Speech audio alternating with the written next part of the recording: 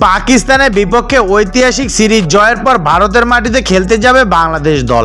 আগামী 19 সেপ্টেম্বর প্রথম টেস্ট দিয়ে শুরু হবে দুই ফরম্যাটের এই সিরিজ, যেখানে পাকিস্তানকে হারানো টাইগারদের হালকাভাবে দেখতে চাইবে না স্বাগতিকরা। দুলীপ ট্রফি দিয়ে সিরিজের জন্য প্রস্তুতি নিতে শুরু করেছে টেস্ট দলের ক্রিকেটাররা। নিজেদের পুরো প্রস্তুতি নিয়ে কথা বলেছে ভারতীয় উইকেটরক্ষক ব্যাটার ঋষভ পান্ট। আগামী 5 মাসে সব মিলিয়ে 10টি টেস্ট ম্যাচ খেলবে ভারত, যা বাংলাদেশ সিরিজে 2 টেস্ট দিয়ে শুরু হবে। এরপর নিউজিল্যান্ডে 3টি এবং অক্টোবর-নভেম্বরে অস্ট্রেলিয়ার মাটিতে হবে 5 টেস্টের বর্ডার গাভাস্কার ট্রফি। বাংলাদেশের বিপক্ষে প্রথম টেস্ট ম্যাচটি হবে চেন্নাইয়ের চিপাকে। এরপর লাল বলে শেষ ম্যাচ হবে কানপুরে। পরবর্তীতে দুই দল 3 ম্যাচের টি-20 সিরিজে মুখোমুখি হবে।